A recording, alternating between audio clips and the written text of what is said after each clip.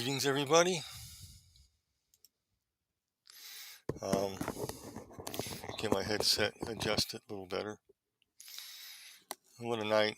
Um, I did a video last night on the 23rd at a little after midnight, and I left knowing that a sense that my wife would pass around between 4 and 4:30 a.m. Well, be around that time. It could be a little over, a little less. So, and I think they told me it was 4:36 a.m. My little brown-eyed girl passed. She went home to be with Jesus, which is a good thing.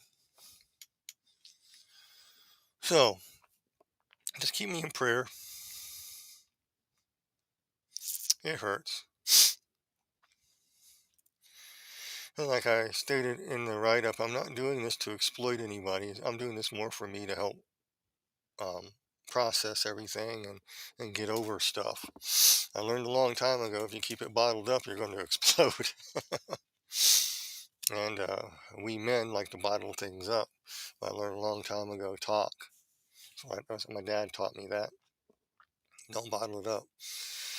Um, so, and always think with a clear head. Some good advice that I seldom followed when I was younger with my dad. But losing your wife recently, because I did, this is hard to do. And I also want you to see, I do this thing called internet church, and the idea of internet church is to connect with people so they can read the comments, read the chat when it comes up in a process. The chat will come back on, and read that. And if anybody has prayer requests, pray for those people. You're all over the country, all over the world that listen, and that's a good thing. That's a church. That's where we uplift each other. Because most of us, it's difficult to find a local fellowship that's actually a fellowship. We can find a church, and maybe the teaching's good, but there's no fellowship, and it's hollow. In times like this, you don't have anybody to lean on in anything. And in my circumstances, I'm thankful that I have my wife's family. I'm very thankful for that. But I don't have any blood family because all I have is my sister, and she's too far away. She's 500 miles away, living her own life. And so it's, I don't have, that's all I have. So basically, I'm alone. Again, I moved here in 1980 alone.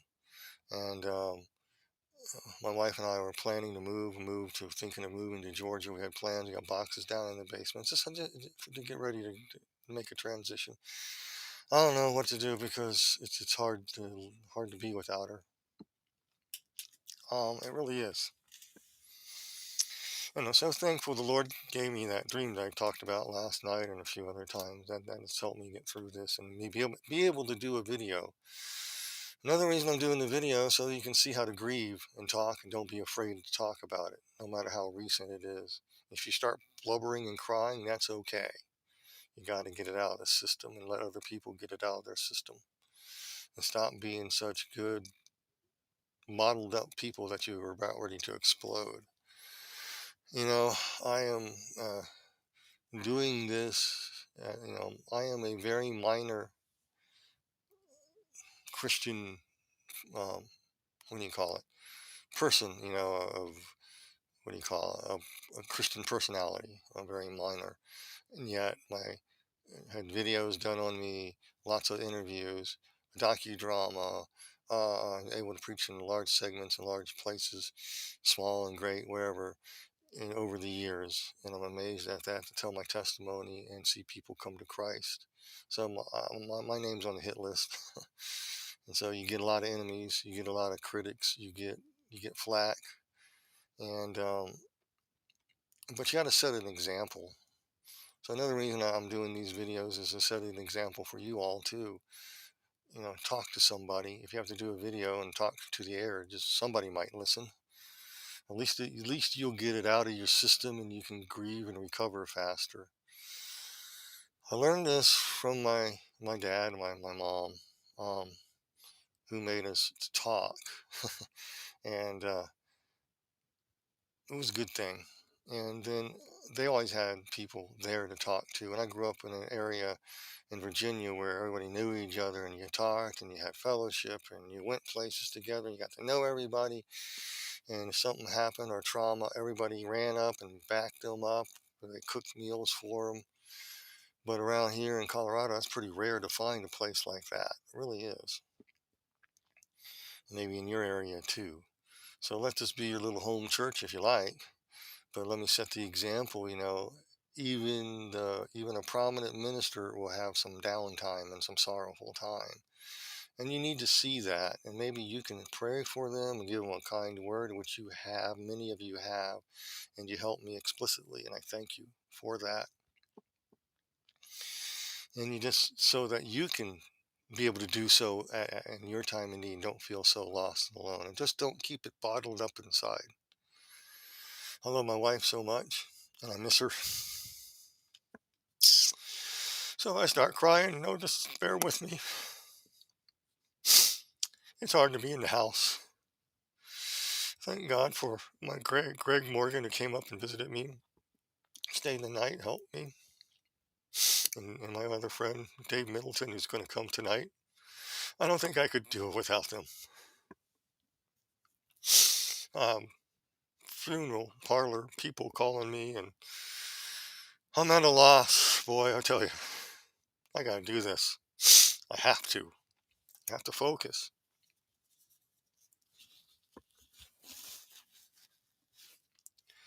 You got to learn to recover and move.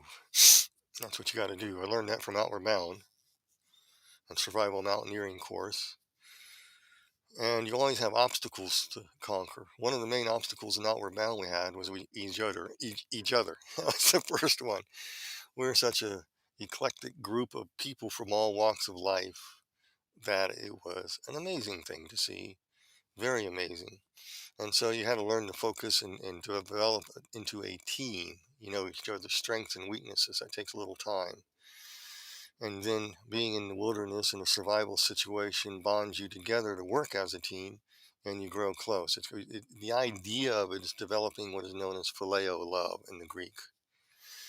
Everyone thinks phileo love is brotherly love. That's true to an extent. It could apply to your brothers and sisters, but that's the weak meaning. The stronger word for brotherly love is a Greek word called storge. It's a family love. Mothers, fathers to their kids, the kids to each other, and to their parents. It's the bond that holds a family together. When the devil came in, he destroyed that. You read it in the Bible, and he's doing it ever since, and screwing people up. And they don't know how to grieve or process stuff, or ask God to look at the wound in my heart and help me get over it. And he will. Phileo love is a deeper meaning. It is since it's the Church of Philadelphia is the Church of Brotherly Love, it actually denoted combat veterans, brothers loving each other, a band of brother love. It's the type of thing that I learned in Outward Bound. And so the first obstacle you got is each other. I had a scrappy kid from Philadelphia from the projects in our platoon. After platoon is actually a squad. I think there was 12 people. And our platoon leader, was a retired Vietnam vet from Green Berets. Other people were Delta or, stuff like that. They were, you know, Navy SEALs and stuff like that. So that's the type of people that taught us this in this course at that time. Outward Bound probably has changed now, but so you developed this sense of teamwork, and they knew how to do it and put it in you. And but so the scrappy little kid said, "I had it." We're in the middle of nowhere in the San Juan Mountains. He threw his backpack down and started having a fit, and I'm walking behind. That was my chance to bring up any stragglers in the rear. And I said, "Boy, you're gonna lose, get lost here. I can't let you go." I told him, "You have to put your pack on. We have to make it to the next thing. Then you can talk this out with the platoon leader." And so he threw a punch at me, little scrappy kid. So I threw a punch out. I didn't hit him. I just threw it back. He says, "Whoa." He, he said, he backed up and said, "Whoa." "What are you doing?" "I'm standing my ground." You're going to, look, tell me about why you want to quit. You're in the middle of nowhere. Where are you going to go? You're going to get lost and you're going to die out here. And you thought about it. Go, yeah. He said, I didn't know it was going to be so hard. I came up in the Bronx. I don't know how to read. I see people writing like you in your little book, your diary. I don't know how to read. I don't know how to do that. I feel so out of place. I said, I'll help you learn how to read. And I had some, I don't know what I had at the time. I wasn't a Christian then, but had some type of book. And I know he was with a Christian group, so he had a Bible. That's right. And I remember opening up the Bible and said, "Where are you reading? What's And he just opened it up, and I was pointing to the words and have him repeat it and give him that. Then teaching him. He knew rudimentary reading, but he didn't know how to read. You understand vowels and consonants, but putting a word together was a little hard, and writing was almost impossible. So I was teaching him how to write and how to read. And so we bonded. Just because he threw a punch at me, I threw a punch back. Didn't hit him though. He knew I was going to make a stand. But why are you doing this? You're in the middle of nowhere. What are you acting out for? What is your team member? What is your church group that you're with? That's some of them among us in other places going to say. Your pastor is going to say whatever I said at the time. It got him to think, and he put his pack on and walked back. Um, so that is phileo love. That is what brotherly love church is all about. And that's what my goal on internet church and as well as this channel is more of that, because even though we live far away, we can at least lift each other up in prayer and pour out our hearts. And of course, there's going to be nut jobs, whack jobs, and trolls out there who try to get your goat. So that's why I'm saying never post your phone numbers or um, addresses, and don't give anybody that. This is a lighter side of reason in the day in which we live. We got too many covert and narcissists and overt narcissists and psychopaths and sociopaths and crazy people out there take advantage of you. And if you don't have an experience with these people, they will take advantage of you real quick. And they will split, divide people. The worst ones are the ones that come in as a knight in shining armor and do everything for you. It's over the top, but there's always an angle to it. And they're the most dangerous type. And then you have the more overt type who demand attention and obedience. You're going to do it my way or the highway types. You got those types. And you got the middle of the road types of sociopathy and narcissist and psychopathy. Psychopathy is totally different. I worked with them in my career. But they're difficult people to work with, and I think it's virtually impossible. But there's a way to get to them eventually. But they're when you find out they're just like that scrappy little kid who was wounded in life. This little kid wanted to read. He was abandoned out on the streets of Philly, and his church took him in and put him in a pastor's youth group. And I think he was raised by his grandmother or grandfather. At least he had some family that would take care of him. I think the parents were doing drugs and stuff at that time, heroin probably, or whatever was popular back then. This is early in the late 70s. And that is what I'm trying to do here. One of the main reasons I'm doing these videos through my grieving process, so that you know how to grieve and talk it out.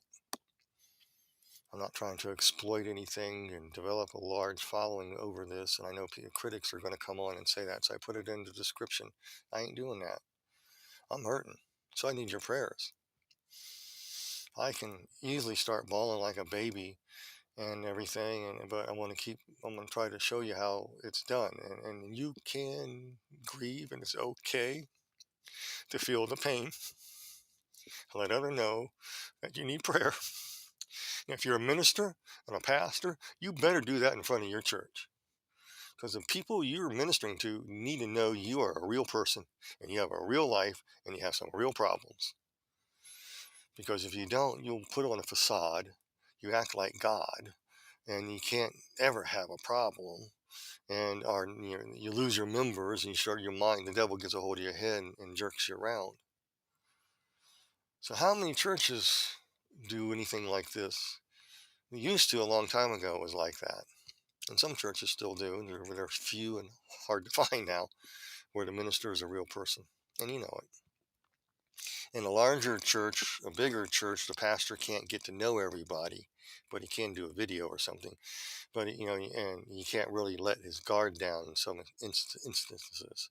And you also have to be on guard of exploiters and narcissists and sociopaths and crazy loons out there who masquerade as angels of light will try to win you over. So you have to be very careful of all those things. So larger churches, it's harder for a minister to open up, but he still should do it. I was in a church that did that a long time ago after I left the corrupt church, I call it. It was really a Christian cult. But I got out. It was a shepherding discipleship movement. And the other church was, at that time, this church was Resurrection Fellowship in Lebanon. And so the pastor took me under his wings and got my head on straight. I had a process because I was come out of and he knew the person, he knew the incident, he knew that the pastor was run out of town by the minister's board.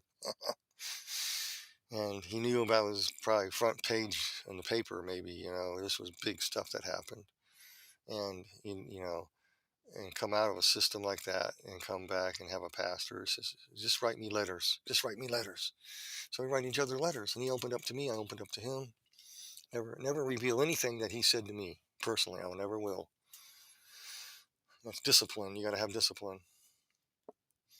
And the things I did in my career that I cannot talk about. I can't mention names because of HIPAA. You have you learn to zip the lips. You can't talk about. I couldn't talk about things with my wife. Things I did at work. She'd get scared. You did what? That you're working with who? And they did what? It wasn't that bad, but it would bother her. So, and also I wasn't allowed to. If that got out anyway, it would front page news and hurt somebody down the line, and you don't want to do that. I try to do that in my books. That's why I write my testimonies in creative nonfiction, where I blend different things together and mix people and things together so nobody can understand who I'm talking about. I do, and the incidences all happen, but I put them in certain areas at certain times, and to make a story cohesive, so you can follow it and get the gist of what I'm saying. In my book, Heaven Beckons, it was have faith in God's faithfulness, even in times like I'm going through right now. I got to remind myself of that. God is faithful. He gave me a dream, a prophetic dream that I misinterpreted for years. My wife was going to meet me in heaven. I know that as a fact. And a lot of you, before you even knew my dream, confirmed that to me in different ways. I want to thank every one of you. You helped me immensely. Please keep praying. I'm only human. I make mistakes. I do err. So did King David, but I'm not King David now. But I don't do those things. But you um, you have to be real with people. You have to lead by example, and you have to sometimes walk at the back of the line with a scrappy kid throwing a punch at you, and you throw it back. Or I think I blocked his punch, and I threw another one. Deliberately missed him, and he backed off. I would like to use some words, but that would be um, uh, excommunicative on certain platforms if I did. So yeah, and I'm not going to back down. And you have to be tough at times. I'm very conciliatory. I'm very, very. I'm always like to work with people. I learned that from my dad. You know, Soft anger turns away wrath. Be conciliatory. Be understanding. These could be telling the truth. They might be really good people. They may not be. Always be on your guard. Watch out for things. And I learned from my dad a lot. I owe him a lot. And I ruined my dad's relationship because I was young, dumb, and stupid. Because, as I said in my book, I had a partial cleft palate, and I was wheeled down a gurney. I thought my parents abandoned me. I woke up in a hospital room. I've forgotten all that part, even though there are some parts of it I told my mom. She always asked, "How do you remember that? You're a little over 2 years old when that happened." Um, and so when I grew up in elementary school, it was during a time when teachers could wail on you, and I mean discipline you severely. Most teachers did not. They had a flat paddle, and it made a lot of noise. And if you're a kid, you learn that you take your licks and get up and keep on ticking because it don't mean nothing. But some teachers would uh, use other means like a rod, or one teacher would take our knuckles with the metal part of the ruler, bam, just one time. Don't you do that? Don't pull on Cindy's hair. Whack. Don't. You're cheating. Hold out your hand. Whack. That hurt. Stung. But that was outlawed about the time also when I was in school, and thankfully. And but during that time, I had to go to speech therapy. So kids made fun of me as Marble Mouth. I was called names. So I had to throw punches back. I was a quiet kid at home, but nobody really knew me at home. The reason that was is because I thought my parents abandoned me, but they never did. I found out later they didn't. My mom and I reconciled that difference through about what the Lord revealed to me about that. And I said, "Look," and my mom opened up and said, "In the room, they had you strapped." I go, "Yeah, no, I remember I was strapped, and you couldn't pull out the stuff, and they would not let us come in, stay overnight." That's in the '60s, and my mom was devastated because she couldn't stay with me or my dad. But she said there was an older lady had gallbladder surgery who was singing to you. I go, I remember that. I vaguely remember her singing in this beautiful voice, and it calmed me down. I remember someone stroking my hair singing. And I believe it sounded a lot like gospel songs. And I was a little kid. I don't know what a gospel song is, but looking back and with the memory, I still remember it. The Lord brought more of it to light, and He healed my wound in my heart. He healed my mom issue with me and her that was healed. so my, my mom, he said, I want to help you out for the Indian reservation when you go up or when you go minister.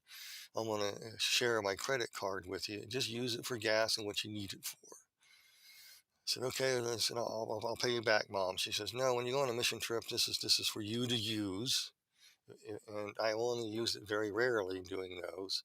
And I had to stop. I got snowed in. I was in Lusk coming back from a mission trip in South Dakota, and I was preaching up there. And I came back, and I had to stop in Lusk and get a hotel room because the roads before me were closed up because they iced over. I had to stay the night. I told her, I said, Mom, I got to use a credit card. You sure you want me to use it? Do you want me to? Oh, yeah, yeah. So in order to pay her back, my mom and I had this little thing. I'd bring the wad of cash, whatever I spent on or whatever I bought. She said, go buy yourself a Christmas present. Don't get something small, get something big. I gave your sister this, all these presents, thousands of dollars of presents for Christmas for their family. And what do I give you? I give you a bag of M&Ms and M's and underwear or socks. You just get what you want. And that was my mom. And I would come back, and so, and so I say, here, Mom, here's some money. She goes, I'm not taking it. So I go hide it somewhere. And then I go in my suitcase, and that wad of money stuck in my suitcase. And the last time this happened, I found it, and I took it out, and I stuck it back in her purse, and I was driving home, and she called me. I told you not to do that. Says, Mom, you spent too much on me already. I do what I can to pay you back. People don't know that. People just don't know that. It's sad. how my mom was such a good-hearted Christian woman. People did take advantage of her a lot. She was easily taken in. I always had to go in and do damage control, and people don't even know about the damage control with her computer, uncluttering it, getting the bugs out of it and viruses out of it every time I got there, her information getting stolen and hacked. My sister can testify to all that because she had to put up with this too. And so my mom was a very giving gal, and they called her the Southern Belle. And I come from Virginia, that's where I grew up, and they moved out to my mom and my dad moved out to Utah to be near my sister because she was recently married and had kids, and that's what they wanted to do. Some Baptist, good old Baptist people. I'm talking about good old Baptists, and not the bad Baptists, but the good old Baptists. And there are good Baptists, trust me, there are lots of them, more than you think. And some people don't know, can't tell the difference. A Baptist will always come up to you, tell me about your salvation, or well, I would like to see you saved, and you fight it, and you take it as something evil being thrown at you. I did at one time, but it's not. They're just they care about your eternity and where you're going to be going. And then there are the bad legalistic Baptists, which you should leave those congregations immediately. But anyway, and so my mom was, that's why I called her the Southern Belle. She's Northern Virginia, but she did have we have a slight Virginia accent. If you're from the DC area, you always say wash, wash. You say wash with an R. I can't stop it. Where are you from? I used to live 10 miles south of Washington, DC. Trying to say Washington. No, I can't say I go Washington. Everybody there says Washington. 10 miles south of DC. So yeah, so I might continue these. Let's let you see how a grieving process, and maybe you can learn something from this. Is the reason why I'm doing it. I'm doing it for you. Monal's mostly for me because I don't really have too many people here. I got some good friends, but I don't want to burn them out, and I got to be home alone sometime. That's going to be rough, especially when you lose the love of your life unexpectedly. See her drop and do CPR on her. They call it a lethal arrhythmia. Nice fancy term, and that cloaks the real cause. They were, and they're not that prevalent, but after a certain event that happened in 4 years ago on up, they've been noticing more of them, and young athletes dropping just like my wife did for no reason. Same thing, same. Men and women. They always say that this affects women more than men, but now it's not. It's not. Sweden, Israel, UK, other people, they're medical professionals. I've identified it, tracked it, tagged it, identified it, proved it. Our government hides it. And so that is the real conjurer, I guess I was trying to go after.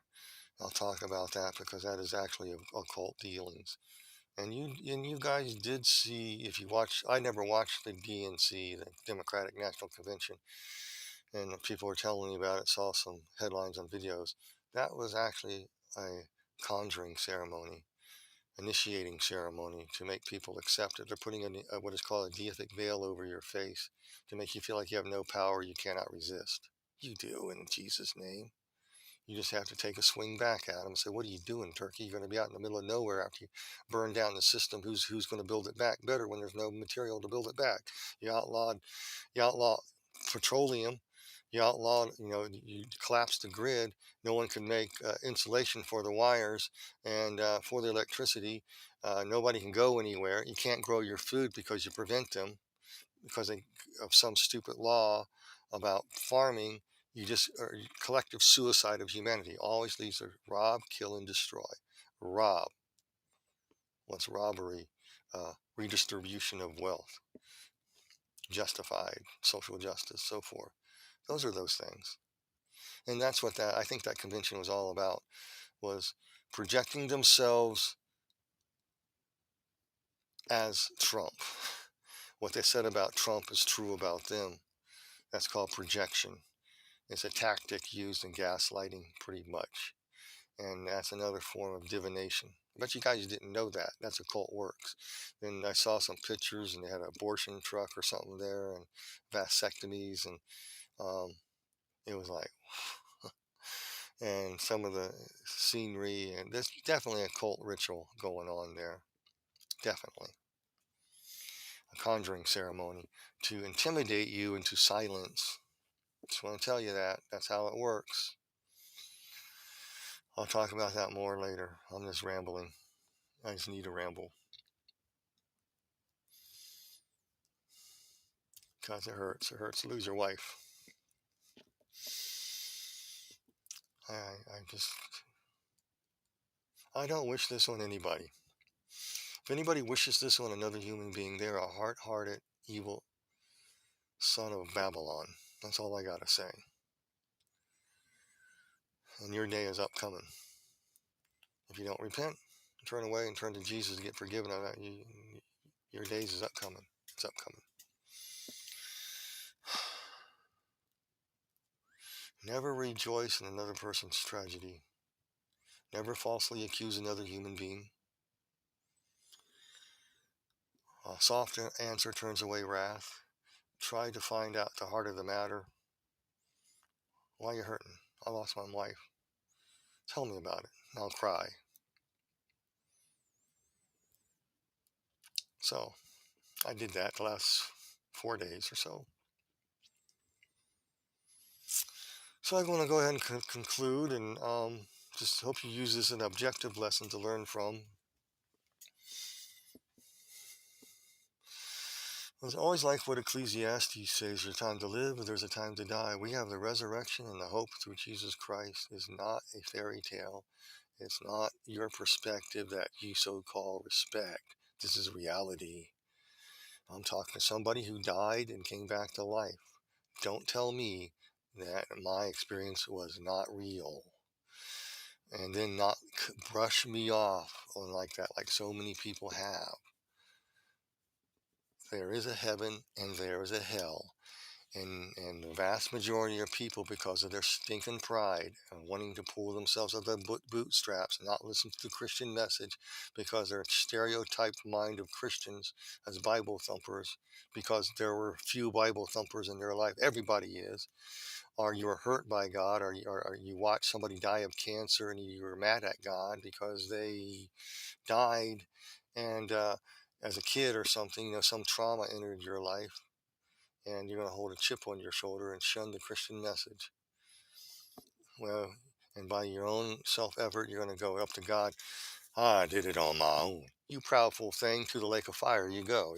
That's basically what it is. You're going to go to the holding center, the pit, and then the other, because your pride.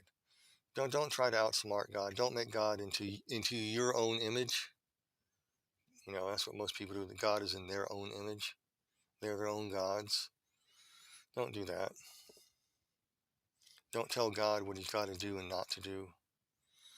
Stay in the Word. Learn from others what it's like to be a real person, a real raw human being. In a good sense, a Christian sense. We're being sanctified. Yeah, we make mistakes, but we got a Savior. We got a heavenly hope. We got a future and a hope. That was one of my favorite verses from my wife's favorite verses. You have a future and a hope. She dissected that and taught me from it.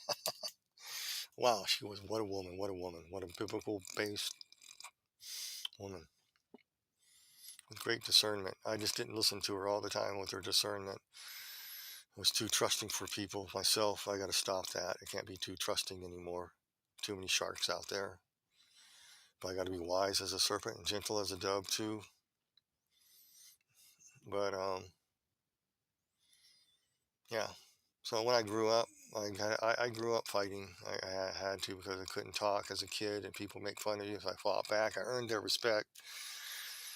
I got beat to a pulp in junior high school because the color of my skin. Bus to a wrong school, had a concussion.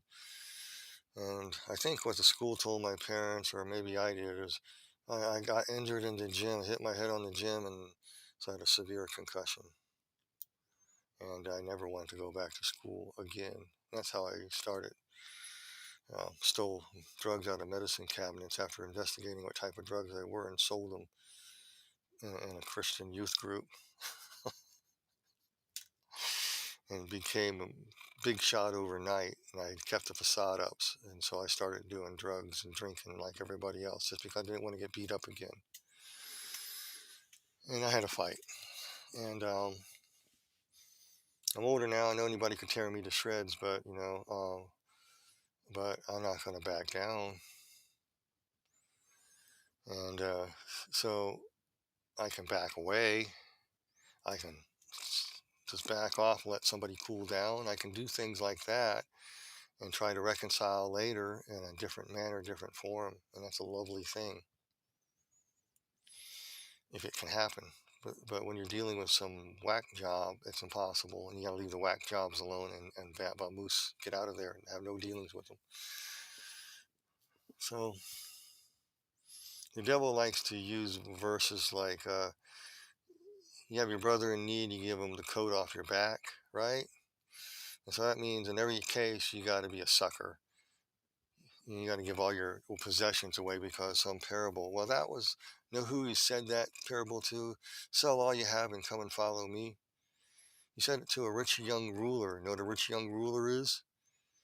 Let's modernize what a rich young ruler is. An upcoming politician, a wokester, someone who's trendy in the current cultural trend, who is a trendsetter, in the know, an upper class elitist, a snob, somebody walking probably in some form of hermeticism. What should I do to inherit eternal life? And Jesus went to the heart of the matter. Sell all you have and come follow me. So people miss the context. Who he's talking to? Talking to He's talking to the Democratic National Convention and telling them to put up or shut up. They're not going to shut up, and they're not, and they're going to make you put up to pay for their screw ups. Is what it is. So, lessons learned. One fact of the matter: life is hard. It has its good moments, its bad moments, its sadness, its fury. And my friend Greg Morgan lost his wife 3 months ago. We're able to grieve together last night. He helped me, and I helped him what I could. I was grieving. We cried together. I mean, because he's still hurting. Pray for Greg. He's still grieving for his wife. I don't wish this on anybody, to lose your spouse or your loved one. Those of you that have lost them, you know what I mean. Part of you is missing. And the thing I want most is to hold her again. Never did. All I had to do was do CPR, chest compressions, and hold her hand as she was dying.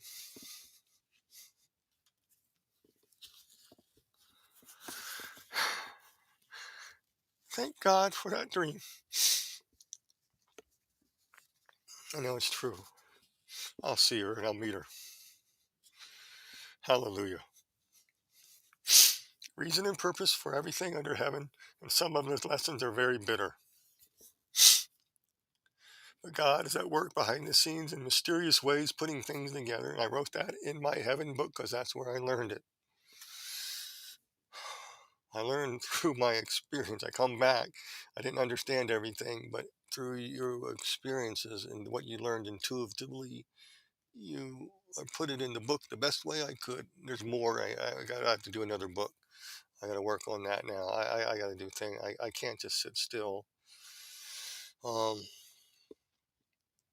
I'm going to try to do an interview, a radio show coming up, maybe Monday, and another show on Tuesday. Despite this, just so it'll help me. So it will. If I can't do it, I'll cancel if I'm up to a basket case. But I got a lot to do. I got people calling me, funeral home. I got to decide this. I got to decide. I got to include the family and everything. Um, where's the money coming from? And all that stuff. What do you expect? Your furnace goes out. Your water heater goes out. Your driveway needs to be repaved. And you just and you're going, well, where's the money? And now this. Huh. We live in a fallen world, and we actually are living in a spiritual war against good and evil. And people think they're good are actually on the side of evil. And it's all about them and what they can get out of another person. And they'll exploit you no matter what. And I always tell people like that, the shoes on the other foot. Well, what would you expect me to do likewise to you? I wouldn't do that. I would not exploit you. I'd be fair. I'd be negotiable. We can work something out. But as soon as they break that, adios. The- You know, in my day, you learn to haggle. You haggle over stuff. You buy a car, you haggle over the price. Now it's different type of haggling you got to do. And I'll throw you in the sun, the moon, the stars, and if you buy this car, well, I don't want the sun, the moon, and the stars. I want the car. How much discount will you give me? Well, we'll give you this price. Well, I don't want the car. Let me think about it. Give it a few days. I'll call you back and lower the price. I'll think about it more and then lower the price, and then all that happens. That's car dealerships. That's the way it used to be, but some car dealerships, they won't do that because they know that the car is in good shape and they're not trying to get rid of it so fast. They'll wait for somebody else to buy it for that price. So you learn these things in life. I don't know I don't know what I'm going to do in my future. I don't know what's God going to do to me or do with me. Am I even going to be around? Or what's happening in my life? I don't know anymore. So, and I just pray that I can get back on the preaching circuit when the days I have left to live to serve the Lord and see people come to know Christ in whatever fashion I can. And it's going to be hard without my wife supporting me and being there. So anyway, I love you guys, and I'm gonna put on this slide again and just let you know. Um, God bless you all, and keep me in prayer. And learn to grieve, learn to talk, however you need to do, and get over your stuff. And ask the Lord to look in your heart to expose the areas that you were damaged in, and let Him put back the pieces. He'll do it. It's a supernatural work. With that, you guys be blessed in Jesus' name.